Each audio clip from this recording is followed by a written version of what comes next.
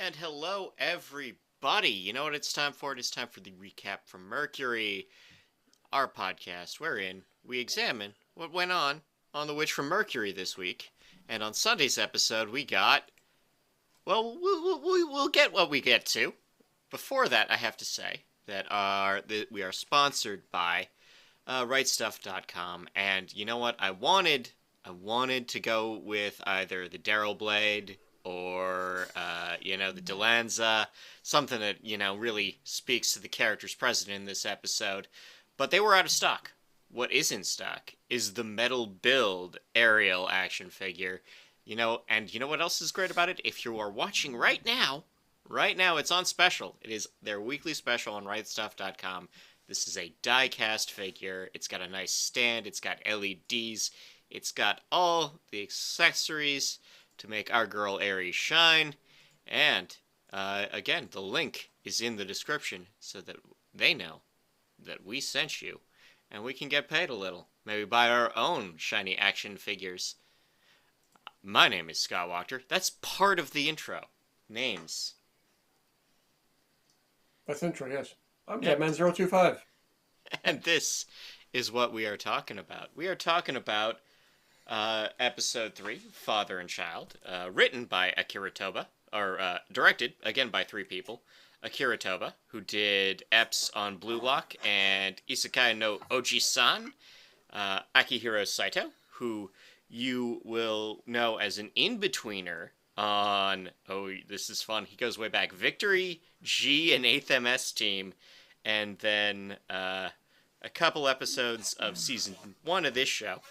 We have Shinosuke Ito, who did Boards and Eps on Mob Psycho, and Shinkelian. Shinkelian is the one about the bullet trains that combine together to fight crime. It was in the Super Robot Wars recently. As you do. It's basically a Brave show, as far as I can tell. It's just a Brave show. And we have a screenplay by Ko Yonenama, who worked on who worked on Lupin Zero and a couple episodes of Season 1.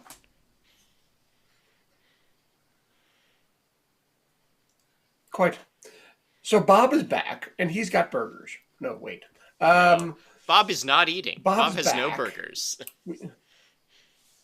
He has no burgers. He has no nothing. Although he does eat. Yes. Although the solution to the I won't eat is a bit direct. We pick up on Earth. A little bit. We pick up on Earth. We see, I think they're at the school we saw last season. Same school, the school yes. That is now a operation base for the Dawn of Fold. And now that they have attacked the university colony, they know all hell's coming towards them, so they're evacuating. This is basically the start of Empire Strikes Back. We need to get the hell out because the Empire's coming.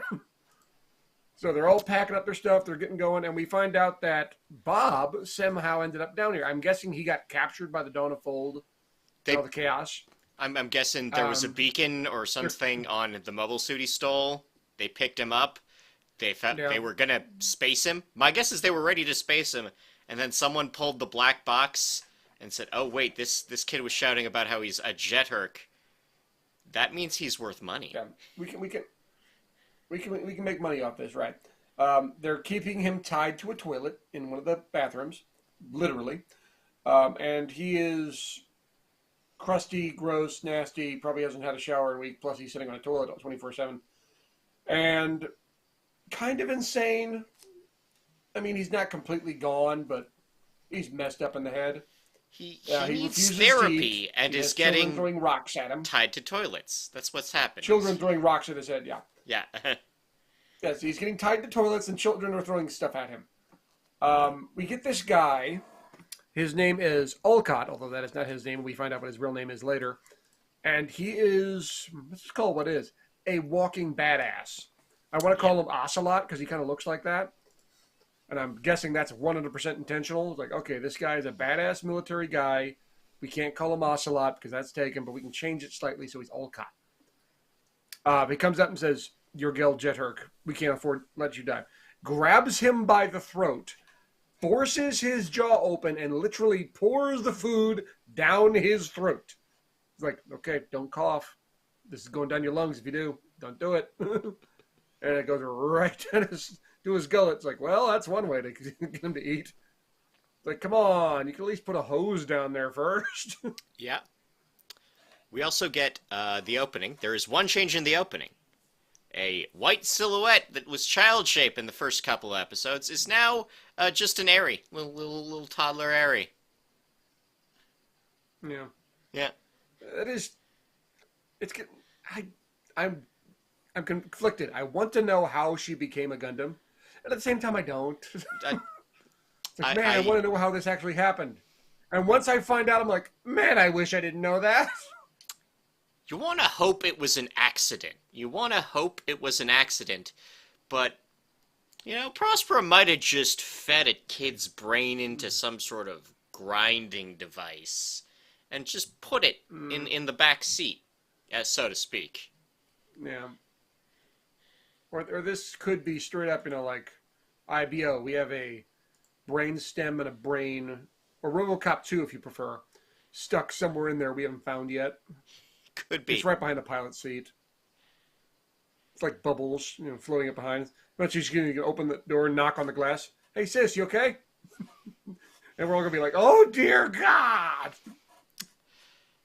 We then, after the opening, we are reintroduced to Nika's situation. She did break her arm. Or I guess Sophie did it to her. And now Nerea is trying to break everything else. Nerea is literally kicking the shit out of her. I don't know if we see the stain, but I'm convinced it happened. Yeah. But yeah, they're there with the Grassley gals, and they're just kind of sitting back and watching until the head Grassley gal kind of steps in, like, all right, that's enough. We don't need to kill her. She calls Renee a traitor, which leads me to believe that maybe all of Shadiq's crew are from Earth and in on bogus credentials. It wouldn't surprise me. That sounds like something Shadiq would pull off.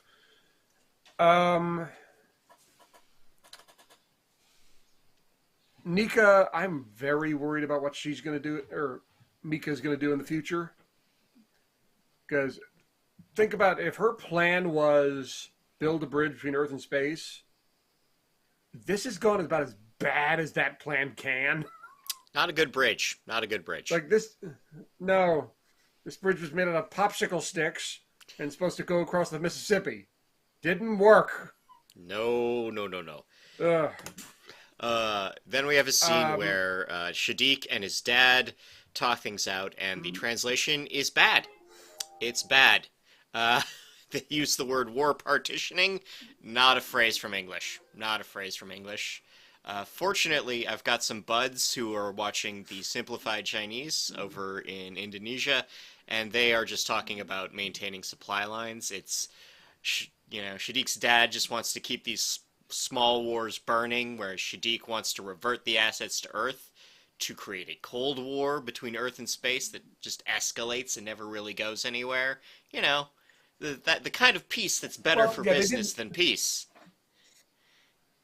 Well, his plan is. I like his plan because it reminds me a little bit of Full Frontal's plan in Unicorn.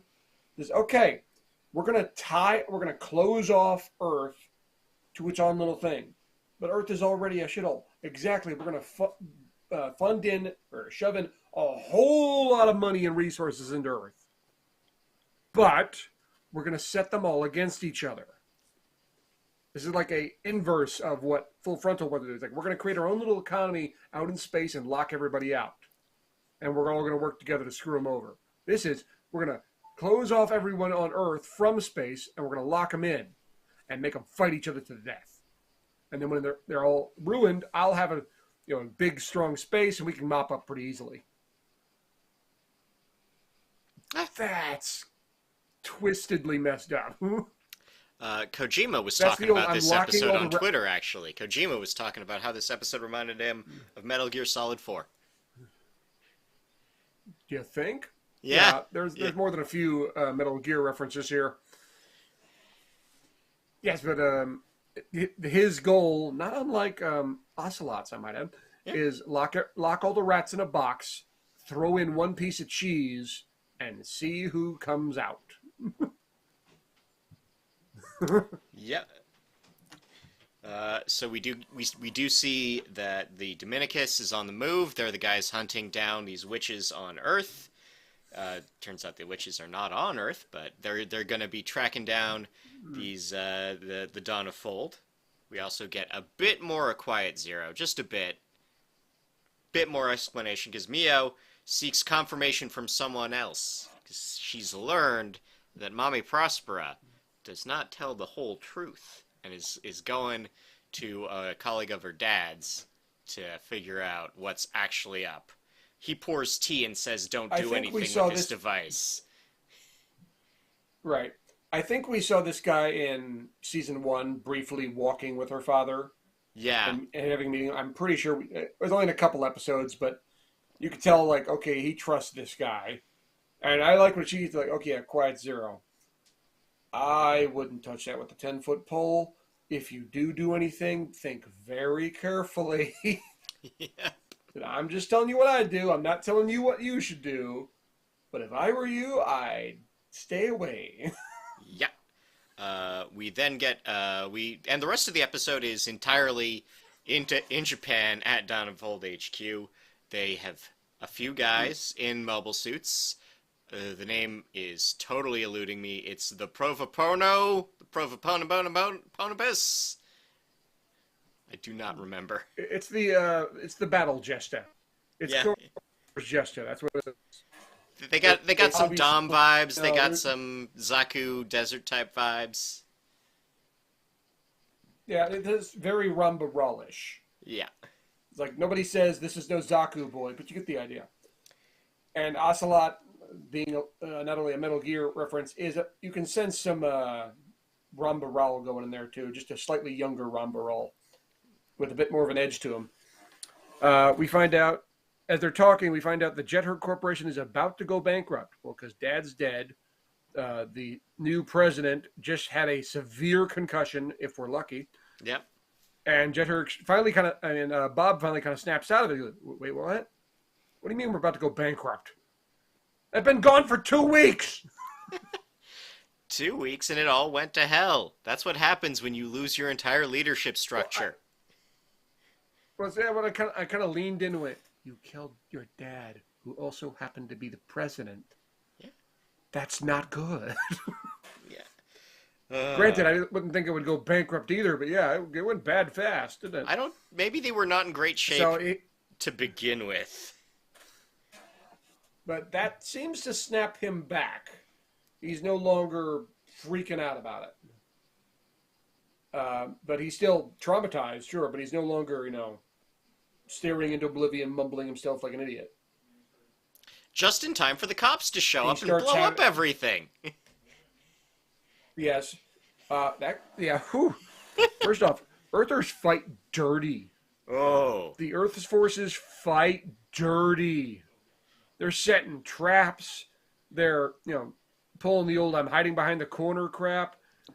They're, sword to the cockpit nonstop. I mean, just They've got an nasty, entire nasty factory rigged with C4 that they're just waiting to draw people into. right. I mean, they're just nasty. Granted, you are fighting in a bunch of antique suits against, best of the best, top of the line. And if these guys are the witch hunters, they're like, we have no chance. All we can do is hope we can trick them and get the hell out of here. Yeah, like at one Because point that's what all this is. This is yeah. Like at one point we see one guy, I think it's Phil. Phil just empty everything at one of these Zowarts, and it's fine. It's not even scratched. Yeah, it just pops the shield and dodges and like, all right. Like, what else you got? Yeah. That was it. What else you got? A big sword. Here we go. Well, I got this pointy stick. Right. I got a spear and I got a giant version of Cloud's Buster Sword. Yeah. Here we go. So, and then the school collapses on top of Bob, 2 kids, and Alcott. the kids were going to murder Bob. You know, Yeah. because they're In well revenge adjusted for too. Sophie. Yeah. Well, revenge for Sophie Yeah. and their dad. And their Uh, dad. so We get a flash. yeah, we get Go Olcott's ahead. flashback where his own child died in an explosion and collapse. And what Olcott does is he sees one kid, uh, pulls one kid out of the rubble. He's fine and walking. The other kid can't walk, and gives her up for dead. And Bob doesn't even dig for Bob. No. Well, Bob digs he's like, we can himself try out, and- finds the kid. The kid's talking, so he tears off running. He's carrying this bleeding child. It's like, okay, there's a car that way. I can take the kid to the car. It's like, well, I was like, nice job, Bob. Where are you going? Where's the doctor? Where's the hospital? Where's the med unit? I mean, this is cruel, but what Olcott did was he pulled a Pearl Harbor nurse. After Pearl Harbor, they brought everyone to the local hospital. The local hospital was overwhelmed in minutes. The nurses were given a task, a horrible task. They had to write A, B, or C on people's foreheads. A meant this person is injured, but will be fine for the long term. They're going to have to sit there and suffer. B means this person is going to die, and there's nothing we can do to stop it. So give them some pain meds and let them die. C means this person needs to see a doctor now. If he sees the doctor now, there's a good shot they're going to live. And those nurses had to make that call in minutes. And they had to literally take out lipstick or paint or whatever they had, write A, B, C on people's foreheads. So if you ever see old war photos of right after Pearl Harbor and you see their letter on their name, that tells you exactly what they are. A, sorry, you're hurt. It's going to suck for a while. B, you're dead. They didn't tell him that. They said, you're going to be just fine, buddy. Wrote a B on it. No, you're dead. And C is we need to see a doctor immediately or this person's going to die. What Olcott had to do was like, okay, this person's going to die. There's no doctor nearby. There's nothing I can do to solve this. I can drag this person around and traumatize every other kid here, or I can just leave her and let her die. That is a horrible call to make, but under the circumstances, I would give him the pass. Bob, trying to be a good person, says, I'm going to try and save her. We don't know where, how, or why, but he's going to try. I'll give him credit for that. Look, he's not thinking straight. He hasn't thought straight in about 2 weeks. We get a little more front mission Armored Core action between Donna Fold and the Dominica guys. And a mobile suit just crashes in front of Bob. And Bob's like, okay, I'm going to get in this, and I'm going to figure out Because that where worked so well the last time. I'm going to hop in this, because it still works. Never mind the dead guy. I can vomit later. Actually, I'll vomit now, and then I'll move the dead guy. And he just jumps straight up. Live fire still going on. Full burn straight up to find where he can drop this kid. It does not go well. No.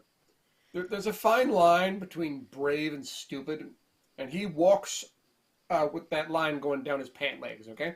Yep. He's both brave and dumb as a box of hammers, so... And it is at this point that our boy, the head of Dominicus, K-Name, big guy, who is from the prologue and the last episode of Season 1, reveals his side of Olcott's backstory where, yeah, no, he was a regular Dominicus pilot, and he lost his family in a terrorist attack on Earth, and decided to become an Earthian terrorist. No. Because nothing makes sense, right? Nothing makes sense. So his son was killed by an Earth terrorist attack, so he's now fighting for Earth? Or was the terrorist attack... Was the terrorist attack maybe a false flag operation? There's maybe some details missing. There's maybe some details missing. Did you catch Olcott's real name? I did not catch the real name. this is an action movie, man. This is a straight out of Jean-Claude Van Damme. Riddick Kruger. Oh, geez, this is a. Oh God, this is That's the some next bad Jean-Claude guy. Van Damme. This is good. That's Riddick Kruger's the bad guy in Expendables 4. I'm calling it now. Riddick Kruger Good call. is like But um that's who Olcott really is. Former Dominicus, former witch hunter himself. Explains why he's such a cruel, heartless badass. Because he's essentially special forces. yeah And he watched his son die in rubble. yeah While he tried to save him while he was in the rubble. Yeah, that would mess up pretty much anyone. and he's got no arm. He's got robot arm. Yeah. Is that Gundam technology? I suspect it's the same witch tech that Norea and Sophie had. Hmm.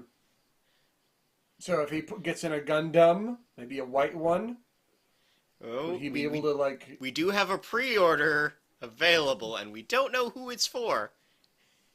I'm just saying when I saw, oh, his name's Riddick Kruger and he's a witch hunter. Oh, that that guy would look good in a mask. That guy would look good in that suit. Oh no. Yeah. So the kid does not make it. The plane has already left. Bob has nothing to do but help watch as just bury the kid. And Alcott is staying with him for reasons unclear right now. And Bob would like a ride to the nearest the nearest space elevator, nearest space launch, which means Bob and Alcott are going on a road trip. Space trip. Going on a road trip. They're gonna learn about each other. They're gonna bond over trauma. They're gonna eat cold beans in the rain. There's gonna be a song and dance number about girls they like. I don't know. What happens in road movies? I've never actually watched any of the Bob Hope road movies. Eastbound and down, rolling up and track. All right. No, Riddick and Bob going down the road. On the road again. Just can't wait to get on the road again. All right, I'll stop. But yes, we got a nice. We haven't really seen very much of Earth this episode. We get like little bits of the school last season, but very brief. And you just saw it was a nice place that had obviously been through something horrible. And now we see that no, the horrible things are still happening. Yeah. Earth isn't a toxic waste dump like it's portrayed in other Gundam shows. It looks fairly fine, other than the place is just nothing but rubble. Because everyone that's left there is poor. All the rich people are in space. Yeah. Crumbling infrastructure. We see a sign in the opening shot that like everyone's rationed to 1,500 calories a day, which is enough for a while. Yeah. For a while. Nobody's fat on Earth. Yeah. Nobody's fat on Earth. Except for that one guy who's like the head of the family. Yeah. He's kind of fat. But then again, he's a radish farmer, so he gets all the food he wants. Yeah, like he's I don't know what he's getting, but he's getting it. Oh God. No, this episode is really good, and this is something I've been trying to figure out. Suletta is not in this episode, and have we had a Gundam series where the main character has not been in it at all? Because like even the mid-series break on Seed had Kira at the end of the episode, right? Yeah, like the strike blows up, everyone is sad for 20 minutes. Kira's in space. Yeah. There's been ones where it's almost entirely. There's an episode of Wing that doesn't have Hero in it. It's the one but where they have multiple. Yeah, but that's sort of it. It's about Duo and Quattro Quarter. They're breaking into the Zero research facility to steal the Zero back, and I don't I can't name a single other one anything close, right? They did not do this. Then There was definitely a didn't do the it only other thing I can double think of, O. the only thing I can think of is I was going to say Double O, but they did a couple of flashback episodes. But again, it's still the main character. Remember when they talked about Setsuna's past? There was that one episode where he's mostly as a kid. Granted, Yeah, it's still the main character, it's just not in the same time frame, yeah. and that's Like I iffy at really best. like it's a short list of episodes that don't have the main character at all at this Yeah. point. No, this is good TV. Again, this has been good TV. And again, we do get another post-credit sequence that explains more about Quiet Zero and how it is actually Mio's mom's design, but the implementation is very much Delling and Prospera's, and don't trust it, it's bad. Yes, because Prosper, they're the person you can 100% trust with your future and your plans. Uh, but yes, I can see. I like this episode for the complete tone shift. I talked about it last episode when they started shooting up the colony and like the whole status quo changed. This says, okay, this is the other side of the story you've been watching all this time. Everything's nice and pretty and shiny and beautiful up in this colony. Here's Earth. Everything's falling apart. Everyone looks emaciated, sickly. Everyone's wearing basically tank tops and shorts. And up there they've got the best of everything. Down here, they're lucky if they've got anything. It's very, very. This is the other side of the coin. Here's the story that's been happening that you haven't seen. This has been happening on Earth. You only got very quick shots of Earth. Here's what it's really like down there. Now we're going to go back upstairs, and you're going to start seeing those two sides mesh together. And this is oil and water. It's not going to mix well. Oh, well, someone's bringing matches. Somebody's bringing some matches. Yeah. Okay, I scrapped the oil and water. It's kerosene and a spark plug. I was going to say nitro and glycerin, maybe. There you go. Yeah, that'll do it. Hydrogen and oxygen and a candle. Cesium and anything. Cesium and anything else. How about that? Silicone and never mind, I'll stop there. Good TV though. Goddamn. Yes. We were complaining. Any of those, angry. This ain't Gundam. It's not dark enough. It's not depressing. It's not dangerous enough. Happy now? Yeah. Oh, hey. Beloved new character Bob has been tortured for 2 weeks, and the second he gets agency, everything he does comes to nothing, and he has to hold a child in his arms as they die. Yeah, we always talk about mother and child, how you see kids getting murked. Yeah, but you always see something bad happen, and that's the end of it. It's you don't see quick. the body. It's quick. We don't you see don't the see funeral. the body. You don't walk around with the corpse of the child. Damn. Yeah. So all you fans who want it dark, grim, and nasty, how you feeling now? I'm so happy. You gotta earn your sad. You gotta earn your sad, man. Excuse me while I go crawl into this bottle of Jameson. I don't think we have anything. I think we have a title for next week's episode. I'm going to look up the title. This title might be a lie. Something sin. Yeah. That's not the one. So, yeah, it is Cycle of Sin. That seems like a title they'd use. That's a title they'd use. No. That's all we know. Cycle of Sin. We also have a controversy of the week, a return to our favorite segment, which is that we might have the subs might be getting the goat's name wrong. The subs are How is calling that? the goat. How is that a controversy? I don't know. All of our controversies have been made up. They're non things that people are blowing up.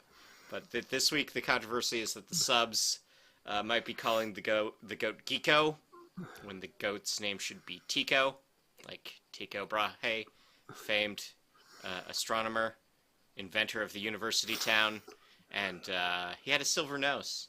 Sure. As long as we don't call her Geeko, because as long as every time they say Geeko, I immediately flash back to Dragon Ball Evolution, and my brain hurts. Oh. Goku went to That's school. one of those things. It's like G Savior. We pretend it doesn't exist. Yeah. So yeah, it's not Geeko because that just brings up unpleasant memories. Yeah, there we go. But we're arguing over the name of a goat. This episode has been brought to you by RightStuff.com and the Gundam Aerial metal build action figure. It's made of die-cast parts. It looks shiny. It has lights in it. It comes with batteries. It comes with cool beam effect parts. It comes with a stand. It comes with the things that you need for Gundams to look cool. And right now, you have until Sunday, as of the live stream date, to catch it on a slight discount. Otherwise, if you're listening to the audio version, I want to thank you for doing that. But your discount is your chance for a discount is gone. Yes, you can still buy it. I mean, it's still there. It's still in stock. But yeah, if you those out there who don't like model kits, who don't want to build them and just want something cool, metal builders for you. They're expensive. Very cool. This is on sale so it's less expensive than normal, but metal builds are cool. There's never been a metal build that I look at and go, that's stupid. It just doesn't happen. And we have been told that Geeko, the goat, will help us get a deal on our car insurance. I'm going to throw something at you from St. Louis that will land in Canada. That was from the chat. The chat is saying things about the goat. I'm acknowledging the who chat. Said that? Hi, chat. You're who nice. Said that? I'm going to the chat now. It's wing zero 12. I don't know where you're from, but I'm going to throw something and it's going to land next to you anyway. Great fan relations. Great fan relations. You should be, yeah. Anyway. On the note of threatening the live stream audience, I think that's the episode. I'm not threatening. I'm just saying you should be ashamed of yourself. There's low-hanging fruit, and then there's hitting the low-hanging fruit with a baseball bat. Thank you and good night. Good night, everybody.